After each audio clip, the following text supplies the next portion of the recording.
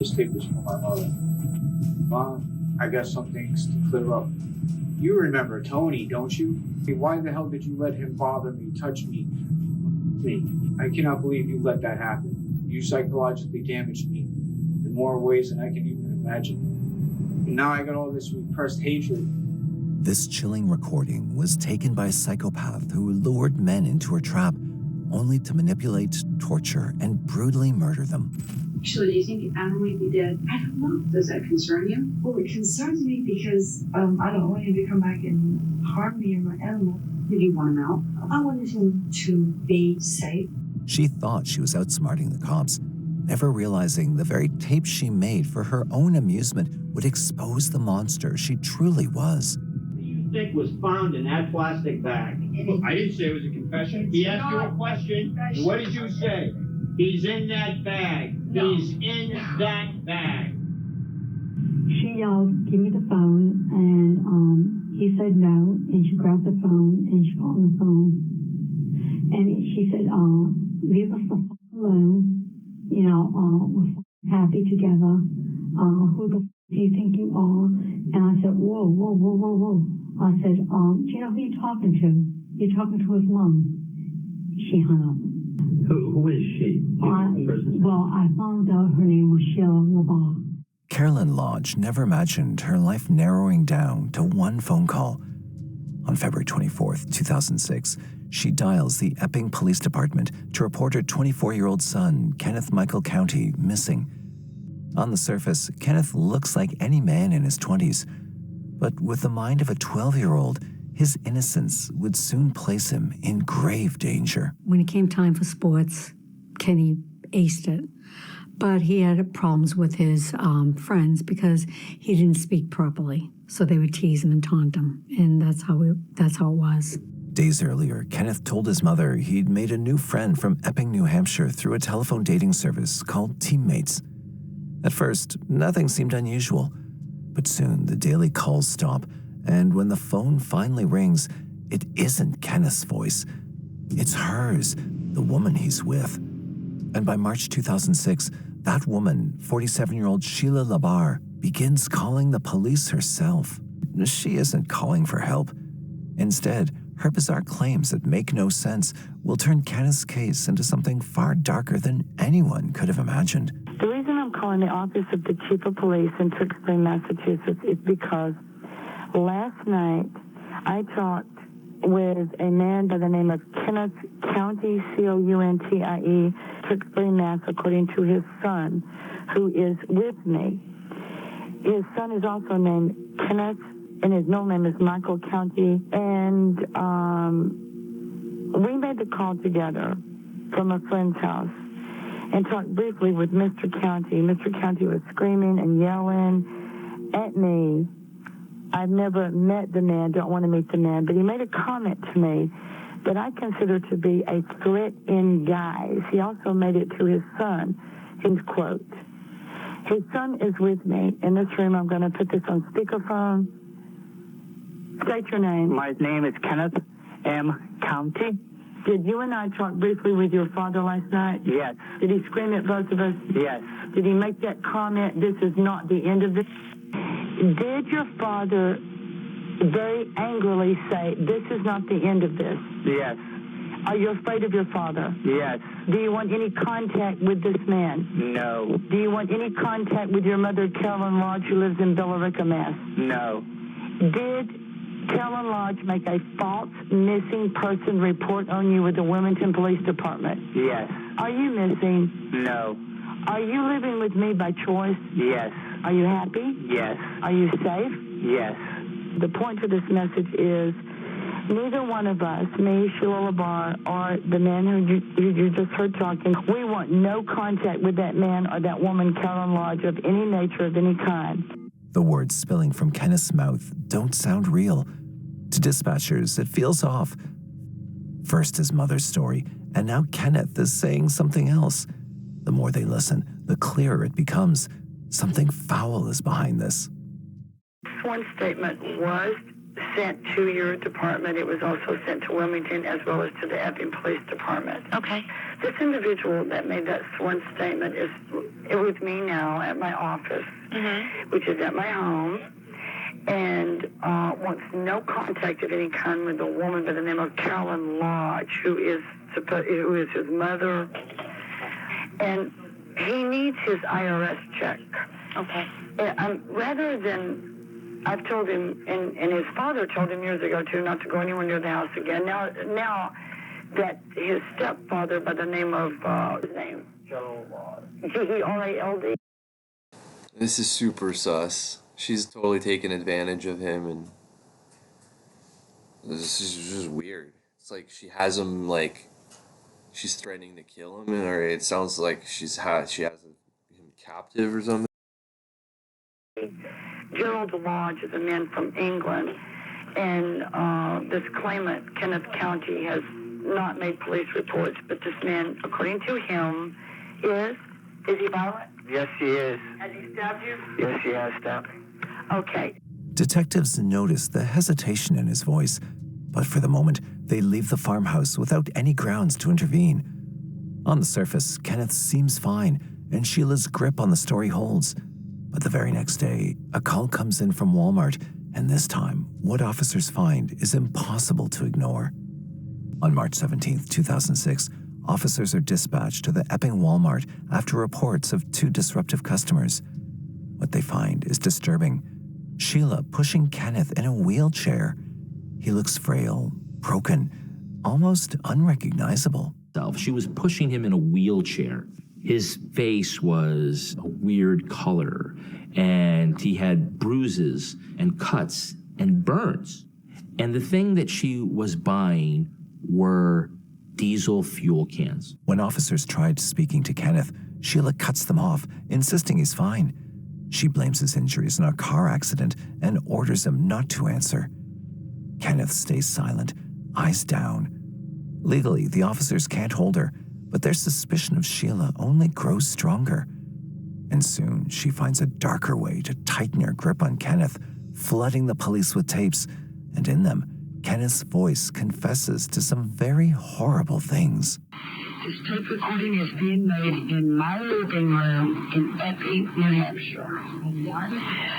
Present with me is Kenneth Michael County. Has Carolyn Lodge ever molested you as a child? Yes. Go into your memory and give me the approximate age that you can first recall the sexual molestation by your mother, Carolyn Lodge, being performed on you. 4 years old. Could it also be possibly younger than that? Yes. When you were 4 years old, does Carolyn Lodge drink alcohol? Yes.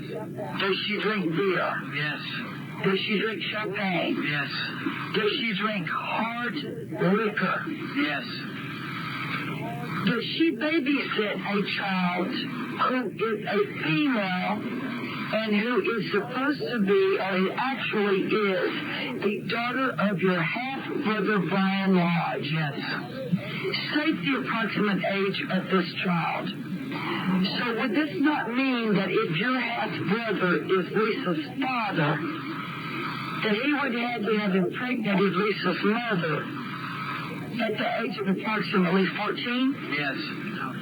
Have you ever seen Lisa's mother? No. After the call, something doesn't sit right with the detectives. To dig deeper, they run a background check on Sheila, and what comes back isn't just troubling, it's terrifying. Detectives soon uncover Sheila's past with Michael Delage, another man who vanished after meeting her. His mother once called 911, fearing he was unwell. Soon after, Sheila sent disturbing videos, twisting his struggles into her own story, until Michael was completely isolated. This tape was from my mother. Mom, I got some things to clear up. Who the hell is Tony? I could not believe when we came there to visit, you just blurted out. You remember Tony, don't you? Who the hell is this Tony? And if there is a Tony, why the hell did you let him bother me, touch me? And where did this happen? And who was around? Why didn't anything happen? I cannot believe you did that. I cannot believe you let that happen. I've been messed up since that visit, thinking about this. And now I got all this repressed hatred. And I starting to remember things about the past. And you really messed me up. I had an awful childhood. And it's affected me to this day. You psychologically damaged me in more ways than I can even imagine. And if it wasn't for Sheila, I wouldn't know half the things I know. And if it wasn't for her ex, Bill, saying if all problems look to the mother, I wouldn't be knowing what I know now. Now that I know what I know, I don't want to visit you. I don't want to go up there and see you. Because every time we do go visit, you cause some kind of problem between me and Sheila. I know you have a hatred towards her, and I know you have a hatred towards me. And I cannot stand it. I don't want to be like this anymore. I want to progress in my life. I want to learn how to drive and be a responsible adult. The recordings weren't just unsettling. They didn't even seem like his own account. Sheila convinces Mike that growing up, he was sexually abused and that he is. Now, the family's. They're like mind controlling. She's like mind controlling this guy. Says, no way. This isn't. The people that he is saying that he abused were never abused. Where is he getting this idea? Within a year, Michael vanished without a trace. Now, detectives fear the same fate for Kenneth, and their worst suspicions are confirmed when Sheila suddenly claims that he's run away. On March 24, 2006, officers rushed to her farmhouse. Outside, burn piles smolder, and in that ash lies something that stops them cold. And what they found in there was a human bone, and on the knob of the bone was some human flesh. So now they are very worried about what has happened to Kenneth County. When they ask Sheila about it, she shrugs. With a chilling laugh, she says that it's from a rabbit. But inside the house, things are far more unsettling than on the outside. Investigators think they see what could be blood on the walls. They also find Kenny's shoes, and they find it kind of odd that he would leave without his shoes. Still, Sheila insists he has another pair. But when they look closer, the second pair is also still in the home. Then it hits them. Kenneth didn't leave on his own. Something far more sinister has occurred. But they have no warrant to be there. They can't take any evidence. They decide, we're going to come back and get to the bottom of this. All of these discoveries give the police enough cause to secure a warrant. And eventually, on March 25, 2006, the case shifts. Sheila agrees to meet with the state police, and what follows is a disturbing display of control and manipulation. And Sheila, we're here. You had mentioned Adam earlier before we go on. Okay, who's Adam? Is he a parent of yours? Or? No. Oh, I'm sorry. Adam is Kenneth Michael County, but he wanted to change his name. Okay. No, I didn't do that. It used to cost $50. I don't know what it costs now, but I wasn't going to give him my last name or bar. He wanted to be with me. He was running from death, running from a situation down there, which includes pedophilia. Okay. He's confessed this to me, that he has raped numerous children, and he was running from debt. But he didn't start any of this. Or obviously, I wouldn't let him stay in my home. Oh, yeah. Sheila's stories don't add up. And then, out of nowhere, she drops a sudden confession that throws detectives completely off balance. I just thought of something I haven't told you. Okay. If I did, I told it to Chief Lodge. He's a good guy. What did you think of? Adam told me that he changed his name. Wallace said that's typical of him. I didn't know that. I mean, we didn't legally change it. He told me that. He told you that he changed his name? No. As the interview goes on, her stories pile higher, each one more outrageous than the last. Detectives realize this isn't just a missing persons case anymore. They're staring at the shell of something far darker, a nightmare wrapped inside her farmhouse. Recently, Adam ended up in some sort of a wheelchair? Oh, okay. Tell me about that. Okay, all that was I said, do you want me to push you in the chair this time? And he said, yeah, he was going to push you in the wheelchair. One of the questions, to the best of my knowledge, was that he and his mother, Carolyn Lodge, and he passed that. And he passed the part that it's been occurring since I don't know if Jordan, because I wasn't allowed there. But it's tape recorded legally. I got consent first, but I'm not sure where the tape is. It's in one of those suitcases I have up front. So he admitted that having sex with his mother when he was a child, or her having sex. As he said, as far back as he can. The cracks are spreading in Sheila's story, especially when she claims that the wheelchair was for fun. In the meantime, another team of Epping officers returns to the LeBar farmhouse armed with a search warrant. Officers focus on the burn piles first. One pile reveals a piece of bone still attached to some burnt flesh. A small yellow tooth rests among the ashes. But the investigation takes a chilling turn when officers find a Walmart bag among the debris. Inside are more bone fragments and a notebook, later identified as Sheila's personal journal. Its pages contain drawings of human bodies with precise measurements and words in bold capitals: incinerated, burned, ashes, bury, death. It becomes clear this is no accident. Everything is methodical, premeditated, and horrifying. The remains are quickly sent for testing. With evidence this disturbing, investigators desperately need answers. But back at the station, Sheila isn't about to make things easy. I was discerning what was rabbit, what is not. So how did you notice, though, that these other bones weren't rabbit bones when Daylight today, Okay. when I sifted. Were you out For the there police. yesterday? Well, yes, I came home eventually because, right, No, but yesterday did you happen? I didn't sift, no. Not Okay. yesterday. Were these bones buried or were they on top of the ground? Well, see, they weren't buried. They're not buried. When you cremate, you just put the animal on the ground. So, I want to finish that. After you put the animal on the ground, what do you do with cremate?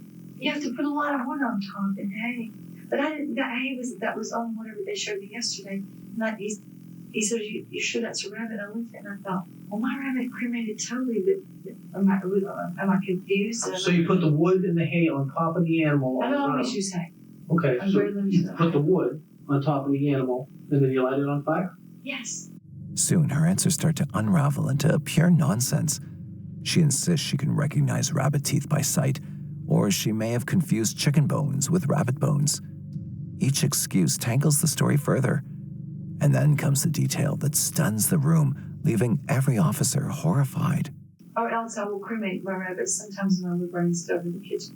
Do you use anything else to get the fire going? Sometimes gasoline. Gasoline? Sometimes. Oh, really? Not kerosene, but gasoline? Correct. It's dangerous, gasoline. The words seemed to slip out, as though she didn't mean to be that specific. Gasoline had been used in the fires, and the ashes had bone fragments that weren't from rabbits. From that moment, the interrogation shifts. So far, detectives had suggested that the bones might belong to Kenneth, but instead of breaking, Sheila twists again. What comes out of her mouth next isn't just another excuse. It's a trick so wild, it leaves both interrogators stunned. I'm starting to get confused, Angela. You gotta slow down so I can understand. If you said that he has the potential to hurt himself, okay? Well, I've seen him hit himself. Yeah, okay. Himself. Hit it, make Do you think he'd have the potential to kill himself? Yes. All right. If Adam was gonna kill himself, I think his. how would he do that? How would he kill I himself? don't know. I couldn't possibly say. I don't Did know. he ever tell you? He told me that he said something about burning in hell. Will I burn in hell? And I said, I don't know. At this point, she's juggling scenarios so fast it's impossible to keep track. And for the first time in the hours of questioning, Sheila's composure cracks. Would he kill himself at your house? Probably. Okay. Because he had a habit of walking up the road and standing near a tree. Okay. So if those bones that are at your house that you know aren't your rabbit's bones, is it possible those are Adam's bones? Well, using the word possible, then one could say it is possible. Let me ask you this, Sheila. Is it possible that you might not remember something, but that maybe Adam tried to hurt you and you had to defend yourself against him? Did anything like that ever happen? I smacked him one time, like this. Okay. Why did you do that? Because he started acting crazy and weird. He just started jumping and jerking around in my rabbit's room before. After Sheila admits to hurting him, detectives realize they don't need her confession anymore. The truth about Kenneth is already written in the evidence. Well, it had to be. Well, no shit, you found human bones, DNA tested. You found human bones in the burn pit. And you have, why are you even interviewing her? It's Sheila, do you think Adam might be dead? I don't know. What detectives need is a legal foothold, and Sheila has handed it to them. She leaves the station with the same icy composure she carried in. But hours later, the mask cracks again. Sheila picks up the phone, calls Sergeant Gallagher, and her voice is nothing like before. Is this Sergeant Gallagher? I just talked with the New Hampshire State Police, and also, and I mentioned you, and not in a negative way. Feel free to call over there and ask to hear the recorded line. Now, what I would like is to inform you that one of my attorneys is going to be sending a letter to the PD, because the state policeman that I just talked to, when I asked him if he had a copy of the NCI, he said, well, no. He said, it wouldn't have appeared to us because we wouldn't know how to drive in your front yard and find it. And then when I talked to Chief George, his snide comment on speakerphone, Mr. Canby heard it, to me was when I said, how did you know to come to my home? He said something to the effect of, we put two and two together. Now, I'm upset about this. I contacted my lawyer. I want to know how the effing police felt that they should come in my yard, and Mr. Canby does too. So, how did you know to come in my yard? Sheila lashes out at police, accusing them of trespassing, twisting facts, and even conspiring against her. But none of it matters. The warrant is already in motion. And Sheila knows it. Almost overnight, she vanishes. By March 26, 2006, her farmhouse in Epping is empty, with her face and name plastered across the news. Sheila is still nowhere to be found. Days pass with no leads, until a call comes in from a pet store owner who's been hiding her and now wants the authorities to know the truth. On April 2nd, 2006, Sheila Labar is finally taken into custody. Detectives storm her farmhouse once again. Inside, they uncover bloodstains, bone fragments, and a weapon. Forensic tests soon confirm the chilling truth. It belonged to none other than Kenneth. I just want you to know that we found a bone, and as he put it, it was too big for a rabbit, and that was my son. That was my son. Back in the interrogation room, when the detectives mention the Walmart bag, Sheila finally slips. I didn't say that. And I would not tell you something you had not said if you had not said it. No, I disagree. I disagree, sir. You said, maybe he's in that bag, or he's in that bag. Words to that effect. Do you remember that at all? No. You remember no reference at all to Adam in a bag? No reference? No. I told you I'd been sifting and had things in a bag. That is not what you said. I listened to the tape. But wait a minute, I can't remember Mike Wallace, every single, can you remember the everything Officer you said? Wallace asked you, Don't do that. Officer Wallace asked you where he was, and you said he's in that bag. However, Sheila continues to cling to denial, trying to twist every word and every detail. Okay, Sheila, I want you to listen closely. I'm listening.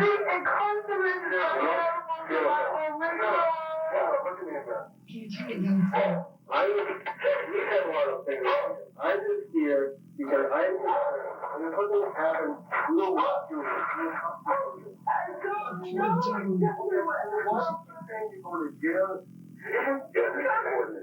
We're going to record this, okay? It's production, just so that there's no inaccuracy. That's all. So I'm just going to put that down here. And all the chief and I just want to do is figure out and make heads and tails of this whole thing and figure out, where Kenny is. The bottom line is, the chief and I both know, and you want to know where he is. That's all. He is in the bag? I can't step up here. No, wait. Sheila, I have listened to this time and over and over. Figure out, to make heads and tails of this whole thing, and figure out, where Kenny is. The bottom line is, the chief and I both know, and you want to know where he is. That's all. He is in the bag? I can't step with him. Want to listen to that again? Let me hear the whole thing. Let me hear the whole thing. But the damage is done, and the detectives give her one last moment to acknowledge her mistakes. However, her reaction will only infuriate them. I didn't do anything to her. Would you like to listen to that again, Sheila? That is not a confession of anything. I didn't say it was a confession. He asked you a question, and what did you say? He's in that bag. No. He's in that bag. Not in the context. Oh, no? You think that I knew, Oh, yeah? I knew that. Is that right? No. I just went on to say, Yeah. you have to play that whole tape in court if you put me in court. I heard the tape. It's a joke. It's a joke. You killed that kid. You put him in the pit. No, you're not. You're a liar. I'm not a liar. Absolute liar. First of all. You're a religious person? Yes, I am. Okay, well, you know what you're getting? In the codes. Say what? Yeah, well, he's 24 years old. He's a kid to me. 25. You killed that kid. 24, 25, 26. You killed him. I did not. You put him in the This pit. is the first time that I found out that he's dead. That's a lie, and you know it. You know why? Because when Officer Wallace went over to the house and he asked you, where is Kenny? You said, he's in that bag. Yeah. You're a liar. I'm not a liar. Investigators expand their search and make a horrific discovery in the bathroom. A clogged pipe leads them to excavate the septic tank. Inside, they find bones and a birth certificate. The remains belong not to Kenneth, but to Michael Delage. Blood splatter throughout the house confirms Michael was killed too. The evidence shows Sheila's cruelty wasn't limited to physical violence. Letters and notarized documents emerge, allegedly written by Michael, all filled with despair, guilt, and confessions of abuse. When police run a background check on... So she's like literally taking advantage of mentally ill people, trying to get the money from them and then killing them. Like, wow. That's like some evil shit. Sheila, a disturbing history unfolds. They learn she'd gone through 3 marriages, each leaving a trail of abuse and chaos. Her first ended in 6 weeks after she mistreated a child. Her second collapsed under violence, ending with Sheila crashing her car and slipping into a coma. When she woke, she claimed she'd been resurrected as God's avenging angel. But it was her third relationship that changed everything. Dr. Wilfred Bill Labar, a wealthy chiropractor, fell for Sheila in 1987. By the time he died, she had his farm and the perfect stage for her evil plans. Police realized they weren't just dealing with a killer. They were staring at a psychopath who believed murder was her mission. Sheila's trial... A serial killer, for sure, and how many more people did she kill that we don't even know about? Began in March 2008. Before the jury even sat down, Sheila admitted to killing Kenneth County and Michael Delage, but pleading not guilty by reason of insanity. Friends and acquaintances spoke of her manipulation, her control, her cold ability to twist reality. After 5 long weeks, the case went to the jury, and finally, she was found guilty of 2 counts of first-degree murder. The sentence was swift: life in prison without parole. For the families, it's justice, but not peace.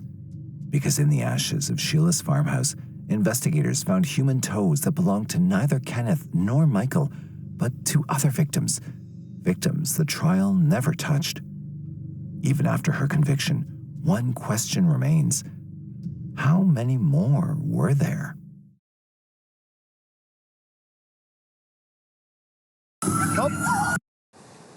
Yeah, that's what I was saying. Definitely, probably a lot more.